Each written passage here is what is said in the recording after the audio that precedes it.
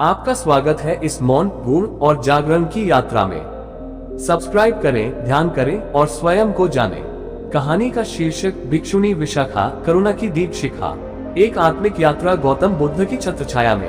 अध्याय 1। एक राजकुमारी का जन्म। सावत्ती राज्य में एक दिन दिव्य चंद्रमा की तरह उज्जवल एक कन्या ने जन्म लिया।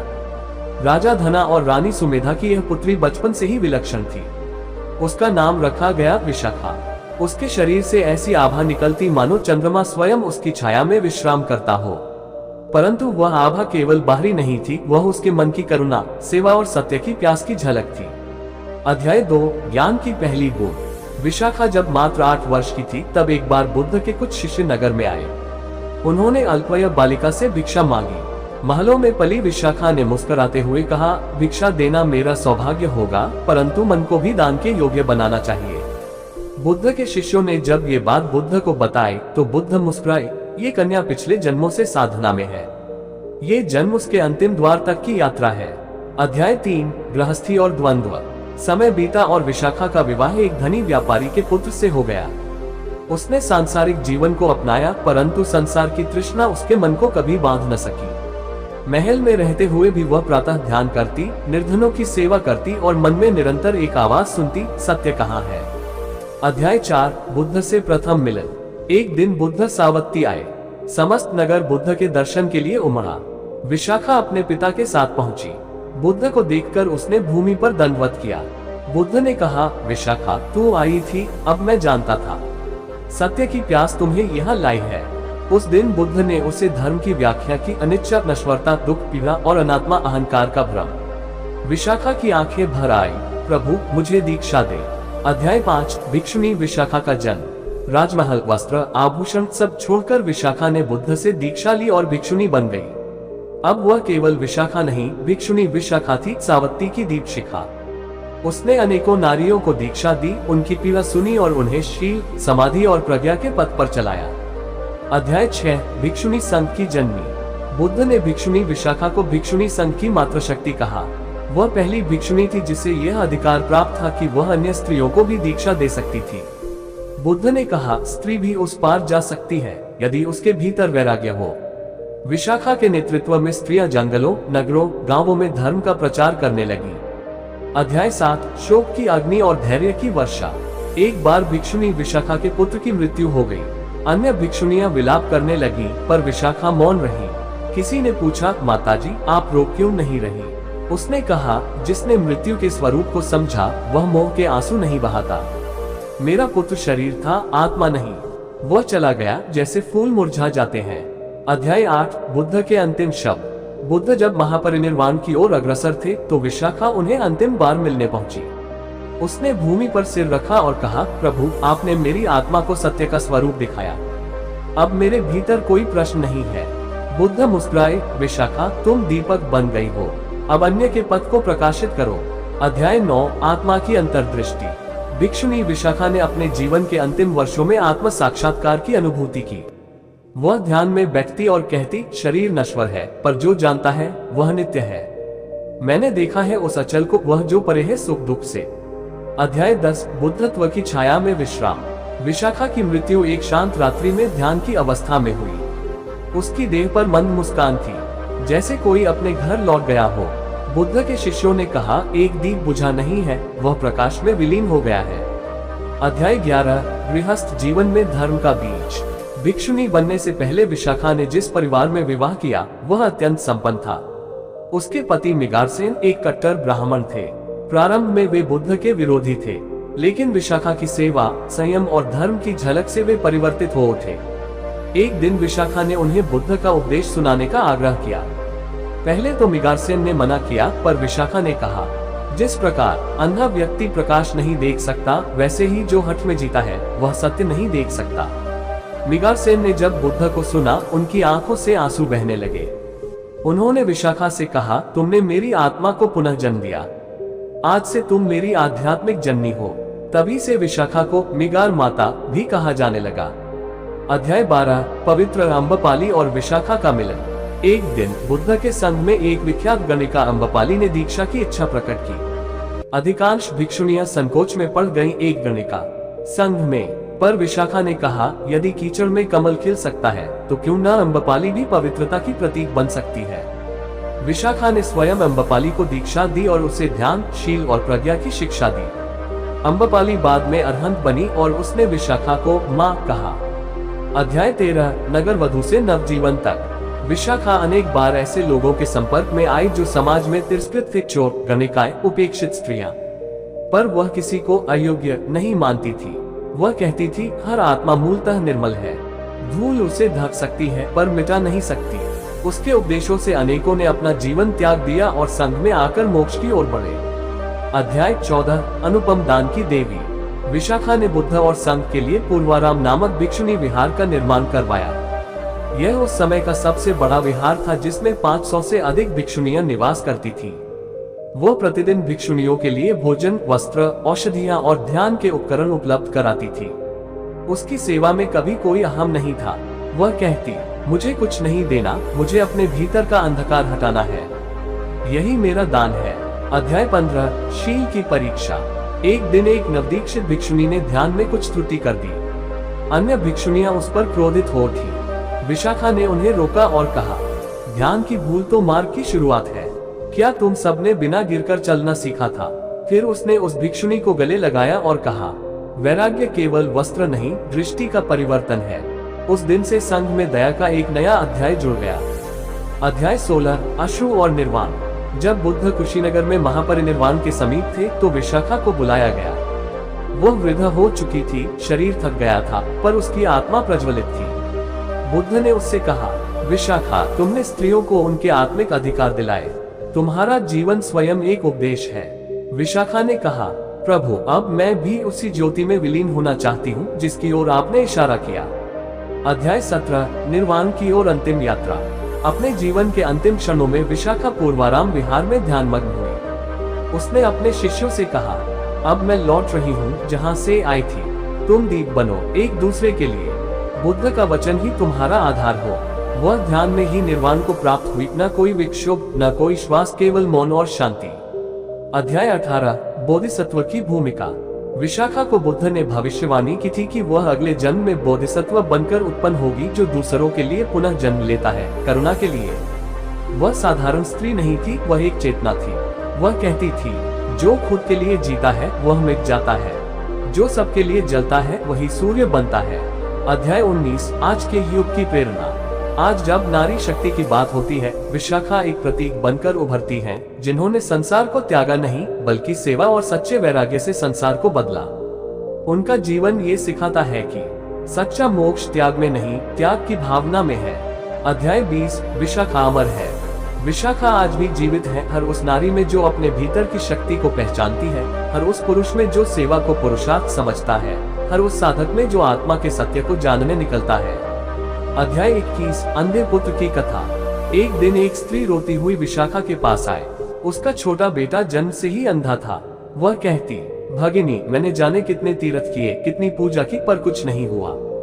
विशाखा ने उसे गले लगाया और कहा, अंधकार बाहर नहीं, भीतर होता है। जब भीतर प्रकाश होगा तब तू अपने पुत्र को भी पूर्ण देखेगी। उस स्त्री को विशाखा ने भिक्षुणी संघ से जोड़ा। उसके भीतर की पीड़ा धीरे धीरे सेवा में बदल गई। उसका बेटा भी संघ में पलकर एक दयालु भिक्षु बना। अध्याय 22, विपत्ति में धैर्य। एक बार महामारी फैल गई। नगर के लोग घबरा गए। भिक्षुणियां भी विचलित होने लगी। विशाखा बोली, ध्यान में शांति है, प्रज्ञा में अमृतत्व है। शरीर की मृत्यु से भयभीत होना आत्मा की मूर्खता है। वो खुद बीमारों की सेवा में उतर गई। उसकी सेवा से अनेक रोगी स्वस्थ हो उठे। नगरवासी कहते, ये नारी नहीं, स्वयं मैत्रेय बुद्ध की छाया है। अध्याय 23, धन का मोह और त्याग की ज्वाला। एक दिन एक अमीर व्यापारी की पत्नी ने विशाखा से कहा, मैं आपको 100 स्वर्ण मुद्राएं देना चाहती हूँ, कृपया मेरे पुत्र को संघ में प्रवेश दिलाए। विशाखा मुस्कुराई और बोली, धर्म बिकता नहीं, स्वर्ण का भार साधना को नीचे खींचता है। उसने बच्चे को निस्वार्थ स्वीकार किया और महिला को कहा, यदि तुझे दान करना है तो सेवा कर, पीड़ा बांट, यही सबसे बड़ा दान है। अध्याय 24, महान्त्येष्टि की चेतना। जब किसी नगर के राजपुरोहित की मृत्यु हुई, लोग शोक से भर गए। उस दिन विशेष क्रियाओं के लिए पुजारी बुलाए गए, पर विशाखा आए और बोली, जो गया वह शरीर था, आत्मा तो राही है। आंसू बहाओ नहीं, स्वयं को खोजो। उसने मृत्यु को जीवन के साधना चक्र में समझाया। उस दिन पहली बार नगर में कोई मृत्यु उत्सव की तरह मनी मुक्ति का उत्सव। अध्याय 25 उपसंपदा। जब विशाखा गुरु बनी। जब संघ में स्त्रियों की दीक्षा का समय आया, बुद्ध ने कहा, विशाखा, अब समय है तुम गुरु बनो। जिन्हें तुमने प्रेरित किया उन्हें अब तुम मार्ग दो। विशाखा ने कई नवदीक्षित भिक्षुणियों को उपसंपदा दी, यानी उच्च दीक्षा, और उन्हें बताया, ग्रेटर देन ध्यान मत भूलना, शील से डगमगाना मत, और सबसे ऊपर करुणा को कभी मत खोना। अध्याय 26 एक अनाथ बच्ची का भविष्य। एक 7 वर्ष की बच्ची, जिसे उसके माता पिता छोड़ गए थे, विशाखा के पास रोती हुई आई। वह भूखी थी, डरी हुई थी। विशाखा ने उसका हाथ थामा और कहा, बेटी, बुद्ध कहते हैं संसार की हर आत्मा मेरी संतान है। तू अब मेरी संतान है। बच्ची बाद में एक ज्ञानी भिक्षुणी बनी, जिसने विशाखा की जीवनी करुणा की आग नाम से लिखी। अध्याय 27 नारी और आत्मबल। एक दिन कुछ पुरुष भिक्षु कह उठे, नारी तो मोह का कारण है, वह मुक्ति की पात्र कैसे हो सकती है? विशाखा ने उत्तर दिया, जिस प्रकार कमल नर और नारी दोनों के जल में खिल सकता है, आत्मा भी स्त्री पुरुष नहीं देखती, वह केवल चेतना है। बुद्ध ने कहा, जिसने विशाखा को नहीं जाना, उसने धर्म का सम्यक दर्शन नहीं किया। अध्याय 28 पूर्व जन्म की स्मृति। एक ध्यान की गहराई में विशाखा ने पूर्व जन्म की स्मृति देखी। वह एक ऋषि की कन्या थी, जिसने एक युद्ध को टालने के लिए स्वयं को बलिदान किया था। उसे यह अनुभूति हुई, मैं जन्म जन्मांतरों से सेवा के लिए आई हूँ। अब अंतिम बार लौ जला रही हूँ, ताकि भविष्य की पीढ़ियां अंधेरे में न रहें। अध्याय 29 अंतिम उपदेश। अपनी मृत्यु से पहले विशाखा ने 500 भिक्षुणियों को एकत्र किया और कहा, ग्रेटर देन ध्यान केवल बैठने का नाम नहीं, वह जीवन जीने की कला है। सेवा केवल दान नहीं, वह भीतर की अहंकार की मिट्टी धोने का काम है। और बुद्ध वह कोई व्यक्ति नहीं, एक अनुभूति है। अध्याय 30 विशाखा की अमर दीक्षा। विशाखा ने अपने जीवन में हजारों स्त्रियों को साध्वी बनाया, पर उसका अंतिम दीक्षा एक बेजुबान स्त्री को था, जो बोल नहीं सकती थी। उस स्त्री की आंखों में प्रश्न था। विशाखा ने उसके हाथों में कमल रखा और इशारे में ध्यान की विधि सिखाई। उस स्त्री ने बाद में ध्यान में अरहंत तत्व प्राप्त किया और उसके पीछे दीवार पर अंकित हुआ, जहाँ शब्द नहीं पहुँचते, वहाँ विशाखा की करुणा पहुँचती है। अध्याय 31 विरोध का सामना। जब विशाखा के प्रभाव से अनेक स्त्रियां संघ में आने लगी, कुछ पुरुषों ने विरोध किया। एक भिक्षु ने कहा, धम्म की पताका स्त्रियों के हाथ में कैसे दी जा सकती है? बुद्ध ने मौन होकर कहा, जिसकी करुणा विशाखा जैसी हो, वह कोई भी हो, धम्म उसी में उज्जवल होता है। उस दिन विशाखा ने कोई तर्क नहीं किया, वह बस बच्चों को ध्यान सिखा रही थी। वही उसका उत्तर था। अध्याय 32 आत्महंता को जीवन दान। एक युवक आत्महत्या करने जंगल गया। उसने जहर खा लिया था, तभी विशाखा ने उसे देखा। वह भागी, अपनी अंजलि में पानी लाकर उसके मुख में डाला। उसकी सांसें लौटी। युवक बोला, तुम कौन हो? वह बोली, मैं वह हूँ जो तुम्हें बताने आई है कि जीवन को तुमने कभी जिया ही नहीं, अब ध्यान के माध्यम से उसे पहचानो। वह युवक बाद में एक ज्ञानी भिक्षु बना। अध्याय 33 राजकुमारी की दीक्षा। एक दिन मगध की राजकुमारी संघ में आना चाहती थी, पर दरबार में विरोध हुआ।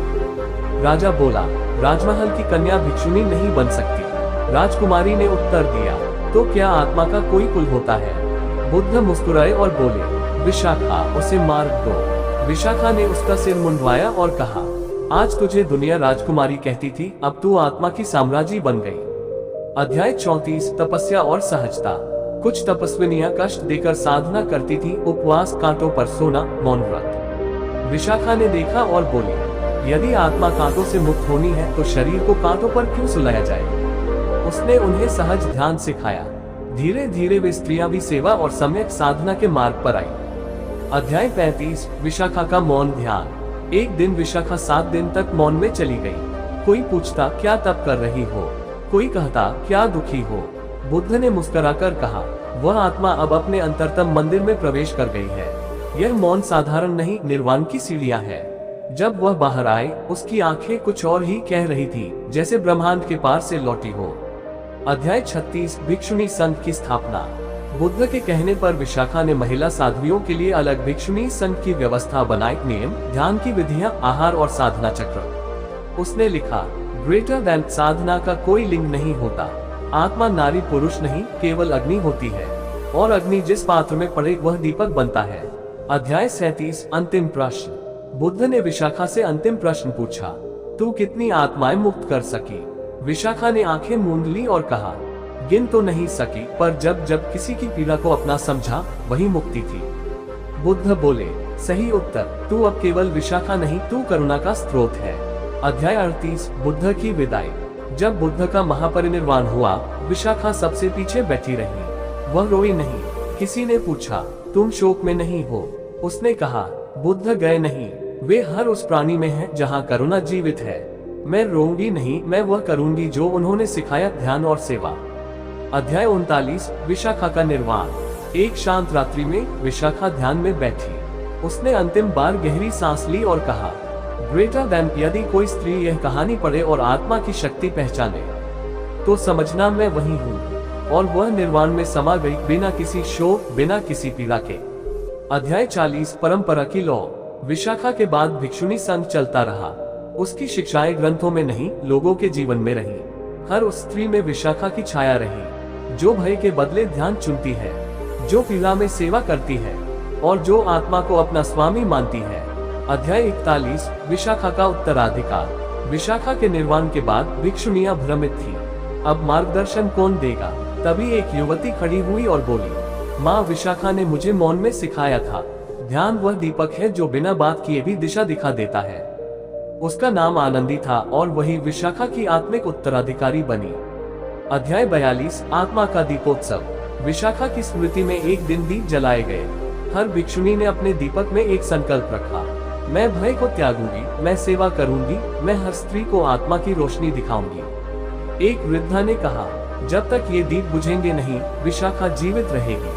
अध्याय 43 शिलालेख पर अंकित नाम। राजा ने आदेश दिया, विशाखा का नाम पत्थर पर अंकित करो। एक भिक्षुणी बोली, नहीं राजा, उनका नाम उन हृदयों पर लिखा है जो ध्यान करते हैं। पत्थर टूटेगा पर चेतना नहीं। राजा ने सिर झुका लिया और केवल एक शब्द खुदवाया, विशुद्ध करुणा।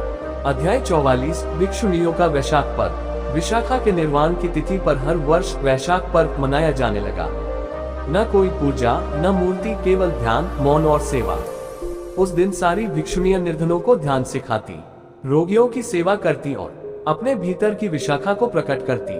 अध्याय 45 चंदन वन की गूंज। जहाँ विशाखा ध्यान करती थी, वह चंदन वन अब निर्जन था। पर रात के तीसरे प्रहर में एक साधक वहाँ बैठता और कहता, यहाँ कुछ है, कोई मौन करुणा, कोई अदृश्य स्पर्श। ये वही स्थल था जहाँ विशाखा ने कहा था, मैं जाऊंगी नहीं, इस भूमि में घुल जाऊंगी। अध्याय 46 विशाखा के कथन। भिक्षुणियों ने विशाखा के शब्दों को एकत्र किया। उन्हें विशाखा सूत्र कहा गया। उनमें से कुछ वचन, ध्यान वह चाबी है जो आत्मा के बंद मंदिर को खोलती है। जो स्त्री अपने दुख को रोने के लिए नहीं, जागने के लिए प्रयोग करे, वही साध्वी है। निर्वाण स्त्री या पुरुष नहीं देखता, केवल मौन देखता है। अध्याय 47 बौद्ध विश्व में विशाखा। कालांतर में चीन, तिब्बत, श्रीलंका, जापान और थाईलैंड में जब स्त्री भिक्षुणी संघ बना, तो हर जगह विशाखा को आदि भिक्षुणी माना गया। तिब्बती लामा ने कहा, यदि बुद्ध सूर्य थे तो विशाखा वह चंद्रमा थी जो रातों में ध्यान का मार्ग दिखाती रही। अध्याय 48 माँ और साध्वी। एक महिला एक दिन अपनी बेटी को लेकर भिक्षुणी संघ में आई। बोली, ये बच्ची आत्मा से जुड़ना चाहती है। एक भिक्षुणी बोली, क्या तुम इसकी माँ हो? उसने उत्तर दिया, अब से नहीं, अब से ये विशाखा की बेटी है, करुणा की संतान। अध्याय 49 ध्यान में विशाखा का अनुभव। एक साध्वी गहरे ध्यान में गई और उसने अनुभव किया, एक विशाल नारी आकृतिक, शांत, रोशनी से परिपूर्ण, जिसने कहा, ग्रेटर देन। जो भीतर मौन से मिल गया वही मुझे पा लेता है। मुझे बाहर मत ढूंढो, मैं वही हूँ जो तुम्हारे भीतर ध्यान बन चुकी है। अध्याय 50 विशाखा अमर क्यों है? एक बालिका ने पूछा, गुरु माँ, विशाखा अभी जिंदा क्यों मानी जाती है? गुरु माँ ने मुस्कुराकर उत्तर दिया, क्योंकि उन्होंने शरीर से नहीं, चेतना से जीवन जिया, और चेतना कभी मरती नहीं। वह ध्यान बनकर बहती रहती है हर उस स्त्री में जो अपने भीतर की विशाखा को जगाती है। अंतिम शब्द, ग्रेटर देन। जो स्त्री अपने मौन में परम सत्य को जान लेती है, वह विशाखा बन जाती है। ना समय की बंदी, ना देह की परछाई। वह बन जाती है शुद्ध ध्यान, शुद्ध करुणा, शुद्ध बोधि। और जब तक इस संसार में कोई स्त्री आत्मा की आजादी के लिए आंखें बंद करेगी, तब तक विशाखा जीवित रहेगी। ध्यान की तरह, सांस की तरह, बुद्ध की तरह समाप्त।